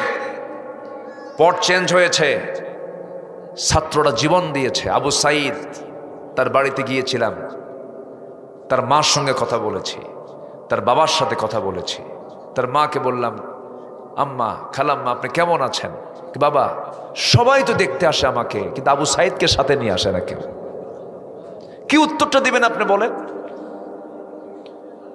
এই যুবকরা জীবন দিল, আর কিছু মুফতি ফতুয়া দেয় এরা নাকি শহীদ না। তুমি কোন কসু হইছো? তুমি যে ফতুয়া দাও ওরা শহীদ না, তুমি কি হয়েছো? তুমি কি করেছো বলো? যদি কেউ শুক্রবারে মারা যায় সে শহীদ, হাদিস আছে না? আগুনে পুড়ে মারা যায় কি? পানিতে ডুবে মারা যায় কি? পেটের পীড়ায় মারা যায় কি? শহীদ। যদি কেউ বিছনাতে মারা যায়, তামান্না যদি লালন করে শহীদের, সে শহীদ। মরার জন্য আসে রাজপথে, বলতেছে এই জাতির মুক্তির জন্য বুকের তাজা প্রাণ ঢেলে দেব। দু হাত দুই দিকে ছেড়ে দিয়ে বুক উঁচু করে বলে, কত গুলি চালাবি চালা, অশান্তি দূর করব, জীবন দেব, দেশকে জুলুম মুক্ত করব। ছেলেটা 5 ওয়াক্ত নামাজ পড়েছে, গবেষণা করে করে, রিসার্চ করে করে সে ইবাদতগুলো করেছে। ইংলিশ ডিপার্টমেন্টের একজন ছাত্র, উচ্চ শিক্ষিত, একটা ইউনিভার্সিটি স্টুডেন্ট, বলে যে শহীদ না। আছেন আমার দেশে কিছু উল্লুক ভাল্লুক আছে না নাই? বলেন তো, উল্লুক ভাল্লুক আছে না নাই? আচ্ছা, সম্মানিত ভাইয়েরা, সম্মানিত বন্ধুগণ,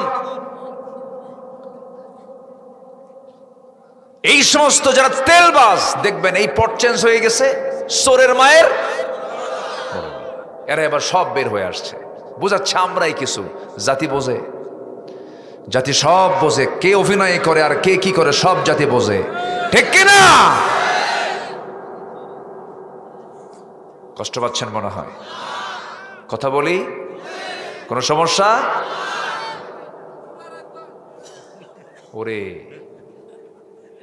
সারা রাত থাকতে রাজি আছেন সবাই? থাকেন, আমি যাই।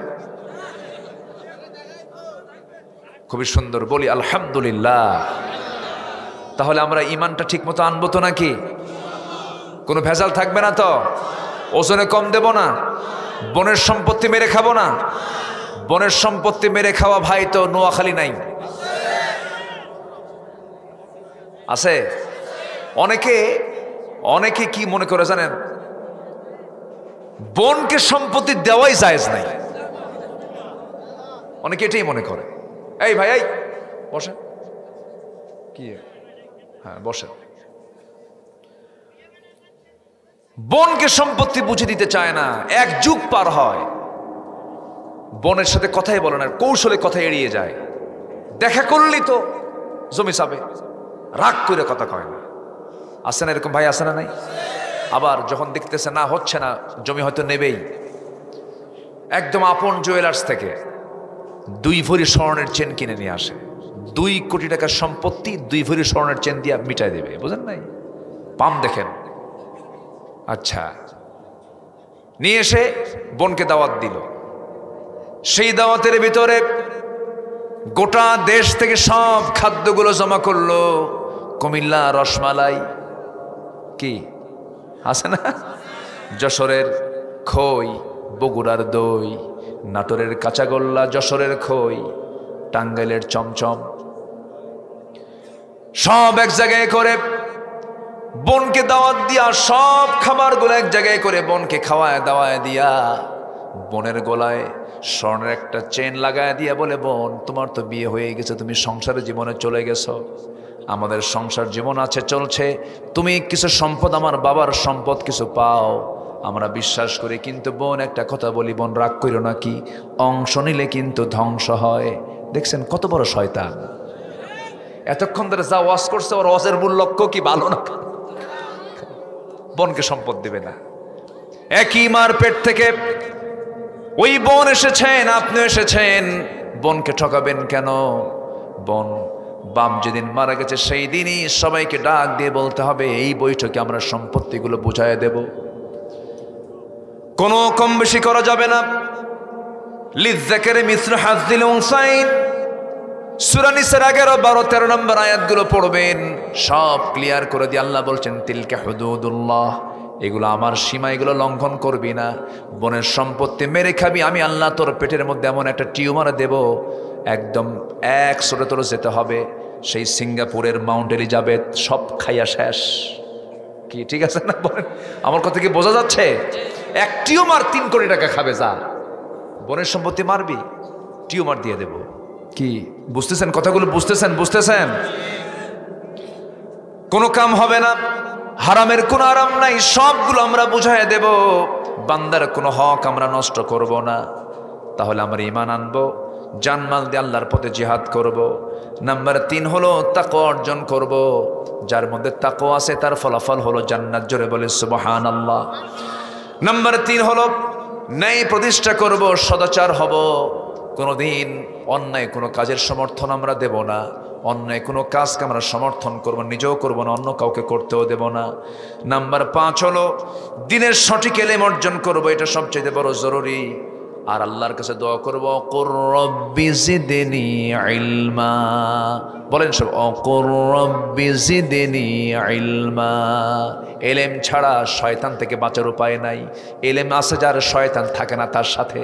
কিন্তু ইলম যারা থাকবে না, শয়তান তার সমস্ত ঈমানকে ছিনতাই করে নিয়ে যেতে পারে। এই জন্য ইলম দরকার আছে না নাই? বলেন, ইলম দরকার আছে। নাম্বার 6 হলো অধিক সংখ্যক নেক আমল করা। জীবনে ভুল হতে পারে, পাপ অবশ্যই হবে না কেন, কিন্তু পাপের পরিমাণটা কম হতে হবে, খুব কম। আল্লাহ বলছেন বান্দারে ছোট ছোট পাপের দিকে আমি আল্লাহ তাকাবই না, আমি তোকে মাফ করে দেব, কিন্তু বড় বড় কোনো গুনার দিকে যাওয়া যাবে না, কবিরা গুনাহ করা যাবে না। আল্লাহ রাব্বুল আলামিন সুন্দর করে বলছেন ইন্নাল্লাযীনা আমানু ওয়া আমিলুস সালিহাতি কানাত লাহুম জান্নাতুন নাঈম। জোরে বলুন আল্লাহু আকবার। আরেক জায়গায় বলছেন কানাত লাহুম জান্নাতুল ফিরদাউসি নুজুলা খালিদিনা ফিহা লা ইয়াবগুনা আনহা হিওয়ালা। নাম্বার 7 হলো ধৈর্য ধারণ করতে হবে। ধৈর্য একটা বিশাল বড় গুণ, এই গুণটা আমার আপনার মধ্যে আনতে হবে। আমার বন্ধুগণ, আখিরাতের প্রস্তুতির জন্য এই সমস্ত কাজগুলো আমরা করব। ধৈর্য আগে না নামাজ আগে? ভালো করে কোন, ধৈর্য আগে না নামাজ আগে? নামাজে দাঁড়িয়েছেন কিন্তু ধৈর্য নাই, 4 রাকাত নামাজ আপনি এত তাড়াতাড়ি পড়ছেন, নামাজি হবে না। কিছু এরকম নামাজি আছে না বলেন তো? আছে। ইমাম নামাজে দাঁড়ায়, মুসল্লি পিছনে দাঁড়ায়, ইমাম যদি লম্বা সূরা পড়েন, মুসল্লি শটফট করে, কিচ্ছু বলতে পারে না, মাঝে মাঝে আবার গলা ঝাড়া দেয়। কি ঝাড়া দেয়? এরকম মুসল্লি আছে না নাই? আচ্ছা, হ্যাঁ, ও ওটা তো আরেকজনের একটা স্লোগান মনে হয়, ডায়লগ। হ্যাঁ জি। নামাজের মধ্যে ধৈর্যের দরকার, ব্যবসাতে ধৈর্য দরকার। বলুন সবাই তো, বলুন তো, ব্যবসা আগে না ধৈর্য আগে? ধৈর্য আগে। ধৈর্য নাই যার ব্যবসা নাই তার বিয়ে আগে না ধৈর্য আগে? বিয়ে আগে। ভালো করে কও, তোমাদের লাইনে আসতেছি তো আমি। বিয়ে আগে না ধৈর্য আগে? ধৈর্য আগে। ধৈর্য নাই, কাম হবে না তো। হ্যাঁ, যে যুবক বিয়ে করতে চায় সে চরিত্রবান, কি ঠিক কিনা? যে যুবক বিয়ে করতে চায় সে কি? চরিত্রবান। আর যে যুবক বিয়ের কথা বললে বলেন না, মানে ও বাইপাস মারে, ও আকাম কুকাম করে বেড়ায়। এটা বাপদের বুঝতে হবে, বাপদের এই পালস বুঝতে হবে। যে সন্তান মুখ ফুটে বলে বাবা বিয়ে করো, ও ভালো, এটা বুঝতে হবে। অনেক বাপ আবার আছে বেকুব, বোঝে না। ছেলে বলে বাবা বিয়ে করো, ও কয় নিজের পায়ে আগে দাঁড়া। ওকে অন্যের পায়ে দাঁড়ায় আছে? ও তো নিজের পায়ে দাঁড়ায় আছে। 50 বছর পার হয়, বিয়ে নাই। এই জীবন কয়টা? জীবন কয়টা? কয়টা জীবন? 50 বছর। তাহলে আল্লাহ 15-16 বছরের যৌবন দিয়ে আল্লাহ ভুল করছে নাকি? 50 বছর হয়ে যায় বিয়ে করে না। 50 বছর বয়সে যে বিয়ে করে, 60 বছরে বাচ্চার বাপ হয়। 60 বছরে বাচ্চার বাপ হয় যখন, বাচ্চাটা নিয়ে যখন রাস্তায় হাঁটে, তখন লোকজন বলে এই ছেলে এটা তোমার দাদা না নানা? কি ঠিক কিনা? সুসময় বিয়ে করতে হবে। বিয়ে করো, রাসূল বিয়ে করেছেন 25 বছর বয়সে, ঠিক কিনা? সমস্যা নেই, তোমাদের ব্যবস্থা করে দিলাম তো। জি, রিজিকের ফয়সালা কার? রিজিকের ফয়সালা কার? আল্লাহ ফয়সালা করে দিবেন, কোনো সমস্যা নাই। সম্পদই যে বরকত, সম্পদ হলেই যে আপনি সব বরকত পেয়ে গেছেন না, কে বলেছে? আচ্ছা বলেন তো, ধনী বেশি খায় না গরিব বেশি খায়? বলেন।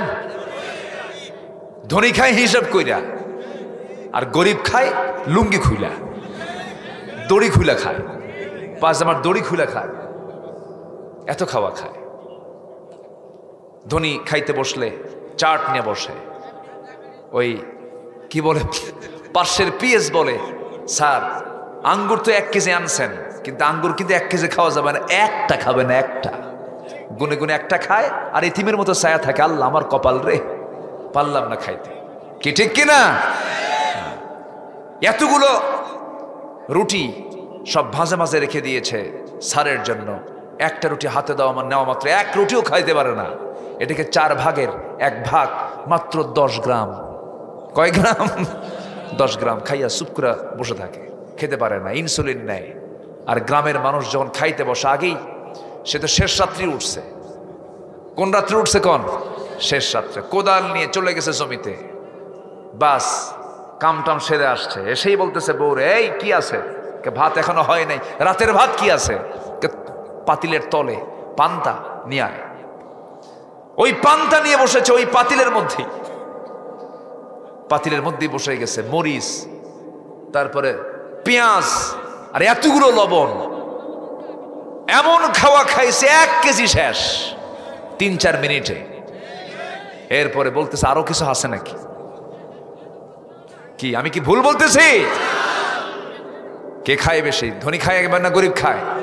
গরিব খায়। বাচ্চা কাচ্চা কার বেশি, ধনীর না গরিবের? গরিবের বাচ্চাও বেশি, ঠিক আছে না? গরিবের বাচ্চা বেশি। বছরের এই মাথায় একটা, ওই মাথায় আরেকটা, কোন দিন হয় টেরও পাওয়া যায় না। আল্লাহু আকবার বলেন। তাও একসাথে 2 বেবি, 3টাও হয় 4টাও হয়, ঠিক কিনা? আর ধনী শিল্পপতির বাচ্চা আসতে সময় লাগে 20 বছর। তাও 20 বছর পরে বাচ্চা হলো, তাও এই দেশে অপারেশন হবে না, থাইল্যান্ড অথবা সিঙ্গাপুর নিয়ে চলে গেছে। পজিশন খুব খারাপ, বাচ্চা বাঁচতেও পারে, মারাও যেতে পারে। মালাকুল মউত খেলে আসে আর যায়। বাচ্চা কেন হয়েছে? হওয়ার পরে বলতেছে না, ওর তো অবস্থা খুব খারাপ, আইসিইউ নিতে হবে। কোথায়? তাহলে দুনিয়াতে এসেই কই ঢুকছে? আইসিইউতে। কোনো মতো সে জায়গায় কয়েকদিন থাকার পর ফিরে আসছে, কিন্তু ছায়া থেকে একদিকে, নজর আরেক দিকে। আছে না নাই? এই হচ্ছে অবস্থা। আল্লাহ পাক সব ভাগ করে দেন। রিজিকের মালিক কে? রিজিকের মালিক কে? অতএব কোনো কবিরা গুনার দিকে যাবা না। বিয়ের আগে কোনো আকাম কুকাম করবা না, কোনো অবৈধ রিলেশন করবা না, গার্লস স্কুলের সামনে যে সিট হয়ে পড়ে থাকবা না। ওগুলো লস আইটেম, ওগুলো লস। চুরি, ফিতা, তারপরে কি কয় ফুসকা, যা খাওয়া বা যা দিবা সব লস, ঠিক কিনা?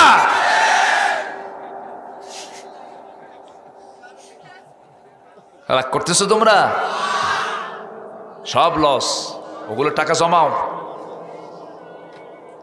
আল্লাহ তুমি যুবকদেরকে সাইয়েদনা ইউসুফের চরিত্র দিয়ে দাও। জোরে বলি আল্লাহুম্মা আমিন।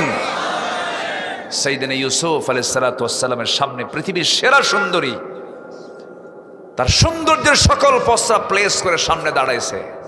একটা বারের জন্য তিনি তাকাননি। কার ভয়ে? সূরা ইউসুফ বেশি করে পড়ো। কোন সূরা? ইউসুফ বেশি করে পড়ো। আল্লাহু আকবার। কি সৌন্দর্য আল্লাহ পাক তাকে দান করেছেন। একটা নারী পাগল তার জন্য। কোন নারী? একটা দেশের রাজার স্ত্রী, সম্ভ্রান্ত পরিবারের একজন মহিলা প্রস্তাব দিচ্ছেন। তিনি বলছেন ইন্নী আখাফুল্লাহ, আমি আল্লাহকে ভয় করি। শেষ পর্যন্ত মামলা দিয়ে জেলখানায় ঢুকালো। জেলখানায় ঢোকার আগে মুস্কে খান হাসি মেরে হাতের এরকম একটা সাড়া দিয়ে ভিতরে ঢোকে আর কয় আমার কাছে জেলখানায় ভালো। কেন? জুলাইখা নাই, জুলাইখা নাই। আল্লাহু আকবার বলবেন না? চরিত্র সুন্দর করতে হবে, তাহলে সম্মান কে দিবেন? আল্লাহ বলছেন জানো যুবক, আমি কি সম্মানটা দেব? তোমাকে কেউ প্রস্তাব দিচ্ছে, কুপ্রস্তাব দিচ্ছে কোন নারী, তুমি বলবি ইন্নী আখাফুল্লাহ, আমি তোমাকে আর শাসিমের ছায়া জায়গা দিয়ে দেব। রাজুলুন ইযা দাআতহু ইমরাতান যাত হাসাবিন ওয়া জামালিন ইন্নী আখাফুল্লাহ। আল্লাহু আকবার বলেন। ফজর পড়বেন না সবাই? ফজর পড়বেন কারা কারা? একটা হাত তুলে দেখেন দেখি। ফজর পড়বেন কারা কারা? জোরে বলি ইয়া আল্লাহ, আমাদেরকে ফজর, জোহর, আসর, মাগরিব, ইশা 5 ওয়াক্ত সালাত আদায় করার তৌফিক তুমি আল্লাহ। নাম্বার 8 হলো আল্লাহর উপরে ভরসা করব, আখিরাতের প্রস্তুতির জন্য এগুলো দরকার। নাম্বার 9 হলো দুনিয়ার ভোগ বিলাস নয়, একমাত্র আখিরাতের জন্য আমরা ব্যস্ত থাকবো। জোরে বলি ইনশাআল্লাহ। ওয়া ইন্নাদ দারাল আখিরাতা লাহিয়াল হায়াওয়ান লাউ কানু ইয়ালামুন। নাম্বার 10 হলো নিজেকে, পরিবারকে জাহান্নাম থেকে বাঁচানোর জন্য চেষ্টা। আমার নবী পরিবারকে দারুণ সময় দিয়েছেন, পরিবারের দিকে আমরা খেয়াল করব। আমার নবী তার জীবনের যে প্রথম দাওয়াতটা দিয়েছেন, বাইরে না পরিবারে? বলেন বলেন, বাইরে না পরিবারে? পরিবারে। পরিবারকে সময় দিতে হবে। নবীজি পরিবারকে সময় দিয়েছেন, সন্তানদের পেছনে সময় দিয়েছেন। তার মেয়ে ফাতিমাকে বিয়ে দিয়েছেন। বিয়ে দিয়ে বলেন নাই 3টা দিন পার হতে দেন নাই। আমার নবীজি 3 দিন যেত না ফাতিমাকে না দেখলে রাসূল ছটফট করতেন, বলতেন আমার ফাতিমাকে না দেখলে আমার ভাল লাগে না। আমার নবীজি পরিবারকে সময় দিয়েছেন। নাম্বার 11 হলো তওবা করা, নাম্বার 12 হলো আল্লাহর পথে ব্যয় করা, নাম্বার 13 হলো শিরকের অন্তর্ভুক্ত সকল কর্মকাণ্ড থেকে নিজেকে গুটিয়ে রাখা, নাম্বার 14 হলো একমাত্র পথ আল্লাহর পথকে গ্রহণ করা। ওয়া ইন্না হাযা সিরাতি মুস্তাকিমান ফাত্তাবিউহ, জোরে বলুন আল্লাহু আকবার। নাম্বার 15 হলো জীবনের সকল জায়গা আনুগত্য হবে। 2 জনের 1 নম্বর হচ্ছেন কে?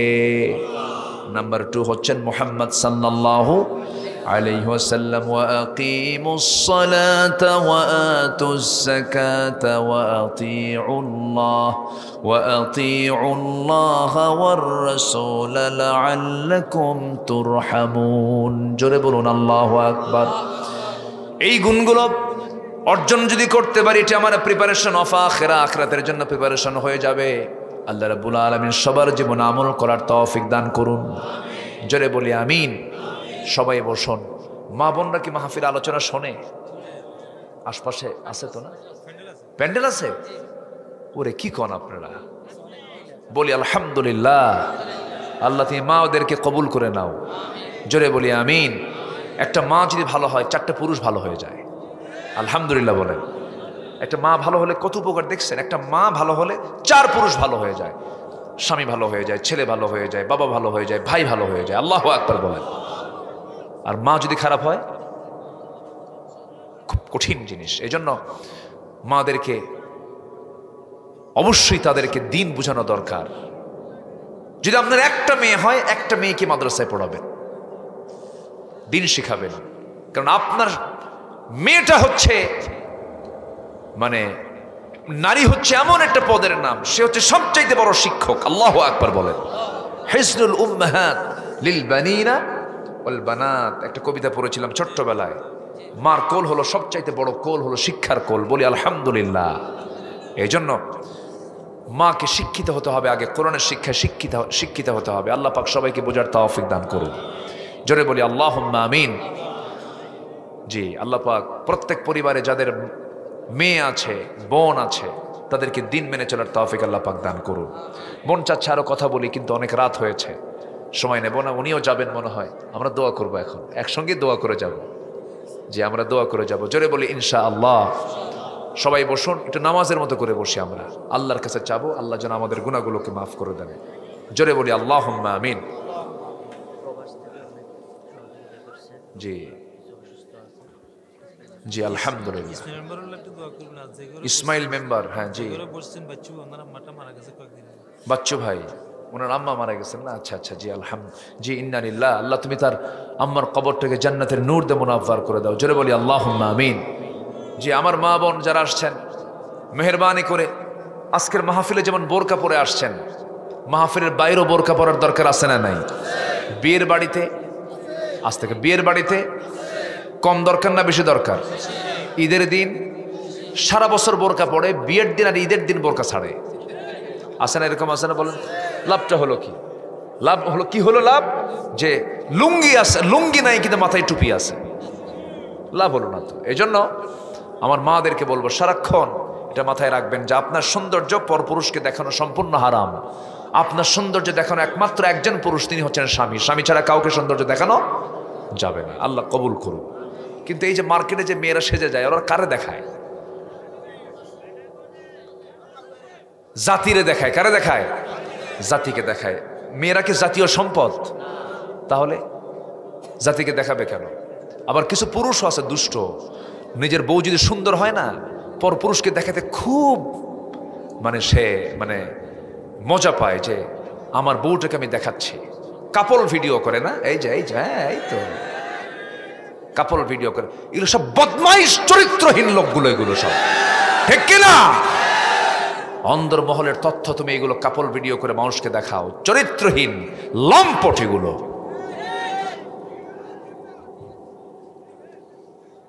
এমনকি দেখেন কি করে বউটাকে দেখাবে, হোন্ডায় চড়ায়, হোন্ডার পেছনে তোলে। এখনকার হোন্ডা তো আবার কেমন যেন একটা সাইজের, সমান না তো, সমান না, মানে ড্রাইভিং সিট হলো আন্ডারগ্রাউন্ড, ঠিক আছে না, ড্রাইভিং মানে ড্রাইভার দেখাই যায় না, আর পিছনে প্যাসেঞ্জার সিট হলো 3 তলা। 3 তলায় বউকে বসায় দেয়, লিপস্টিক লাগায়া, লাল শাড়ি পরায়া, চুলগুলো ছেড়ে দিয়া দিল, উঠায় বসায় দিয়ে বলল, এখন হোন্ডায় চড়ে, হোন্ডার তো আওয়াজ কম এখন, আগে তো হোন্ডা কোম্পানির হোন্ডাগুলো বটবট বটবট আওয়াজ করতো, এখন তো আওয়াজ নাই, চট করে চলে যায়, টের পাওয়া যায় না। তো আমার বউরে যদি জাতিকে না দেখাতে পারে এটা কেমন হলো? তো সার্ভিসিং সেন্টারে গিয়ে বলে যে এই হোন্ডার পাইপ খুলে ফেল, আসে না এরকম, আসে না, পাইপ খুলে ফেলে, স্যালেঞ্জার খুলা, এখন দিল টান, হেলিকপ্টারের মতো আওয়াজ, পিছনে বউ আছে, জাতি দেখে কি গেল রে। এরকম লুচ্চা মার্কা বদমাইশ মার্কা স্বামী আছে না নাই? যেখানেই পাবা সেখানে ধরে ফেলবা, বোরকা পড়া কি ঠিক কিনা?